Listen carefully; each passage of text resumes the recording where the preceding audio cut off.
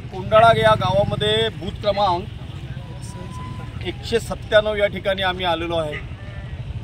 Booth प्रमुख आहेत, या ठिकाणचे आमचे तालुक्याचे अध्यक्ष आहेत। हा प्रवास आहे, एकंदरीत 7 ठिकाणी प्रवास करायचा ठरलेला आहे। 7 बूथांवरचा प्रवास आहे। कार्यकर्त्यांची दुःखी आता बैठक घेतलेली आहे आणि आता थेट काही मान्यवर लोकांच्या भेटी आम्ही घेतोय। कमल चित्र अभियान सुद्धा आपण राबवतोय। एकंदरीत कार्यकर्त्यांमध्ये प्रचंड उत्साह आहे, पण एक लोड शेडिंग हा विषय सध्या संपर्कामध्ये चिंतेचा विषय वाटतोय। लोकांची मागणी आहे की जी आता सध्या दिवसा 8 तासाचं लोड शेडिंग आहे, म्हणजे दिवसा शेतकऱ्यांना पाणी मिळत नाही आहे। धानाचं पीक मोठ्या प्रमाणात घेतात आणि धानाच्या पिकाला पाण्याची प्रचंड मोठ्या प्रमाणात गरज आहे। तर ही अडचण कार्यकर्त्यांनी व्यक्त केली।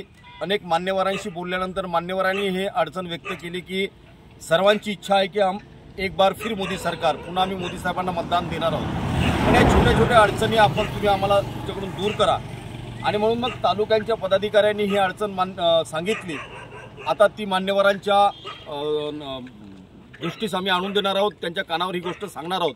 मला विश्वास आहे आमच्या उपमुख्यमंत्री देवेंद्र फडणवीसांवर, मला विश्वास आहे आमचे नेते चंद्रशेखर बावनकुळे साहेबांवर की हा प्रश्न नक्कीच सोडवतील आणि पुन्हा 2024च्या महाविद्याचा संकल्प आम्ही ज्या पद्धतीने केला आणि त्या कार्याला यांच्या माध्यमातून आम्हाला नक्कीच यश मिळणार आहे। हा विश्वास आमचा सर्व कार्यकर्त्यांचा, बूथ प्रमुखांचा आणि आमच्या नेत्यांवर विश्वास आहे। धन्यवाद।